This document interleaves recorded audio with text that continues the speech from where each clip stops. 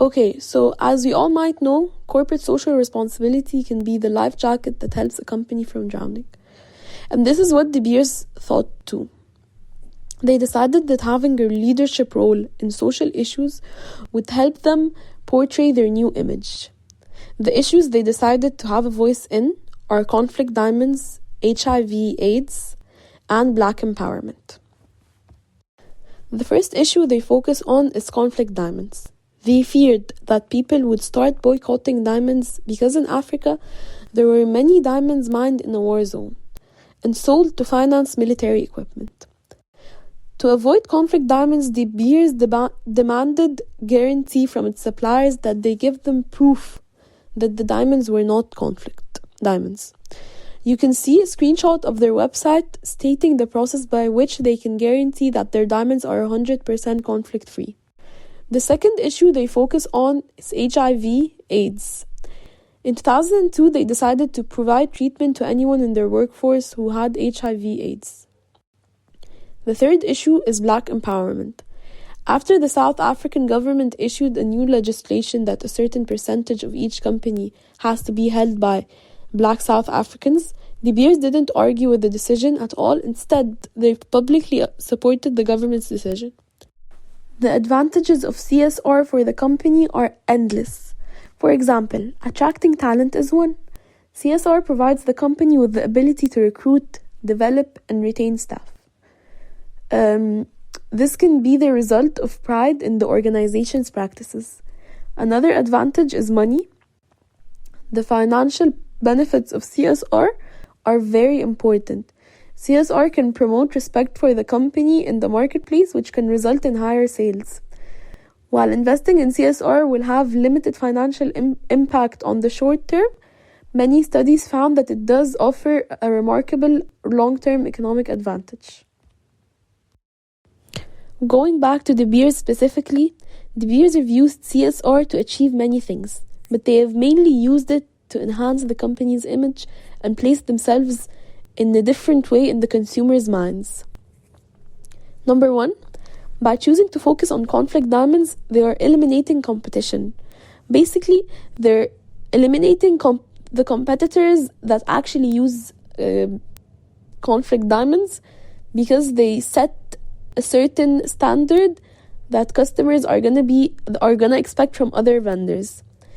The second thing, by focusing on HIV and AIDS, they are showing how good employers they are and how much they care about their employees, which could actually attract new employees to them and on the very, very long run increase the level of skills in the company and increase sales. And the third thing is, by fully publicly supporting the government's decisions, they are doing two things. The first thing is that they're getting the government's support on future matter. And the second thing is that they're appealing their company and their diamonds to another market, which is the Black South Africans.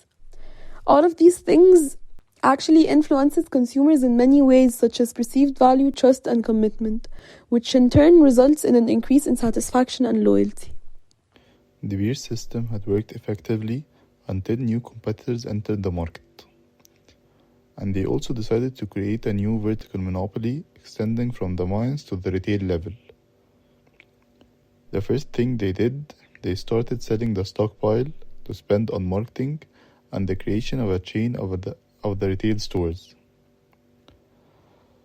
Second, De Beers reduced the wholesale customers to select those customers with the most cost-effective. As a new strategy, they changed their name from Center Selling Organization to Diamond Trading Company. Third, they focused to show De Beers diamond as a branded luxury item. The Diamond Trading Company hired J. Walter to begin advertising campaigns. De Beers aims to adjust the old sales strategy, which included 10% of the sales was spent on advertising, and only 1% of this targeted diamond jewelry. Last year, they spent $170 million on advertising campaign. This year, the budget will increase. This will be a risk, but there are opportunities to make bigger profits. De Beers has 4 stores, 1 in London and 3 in Tokyo.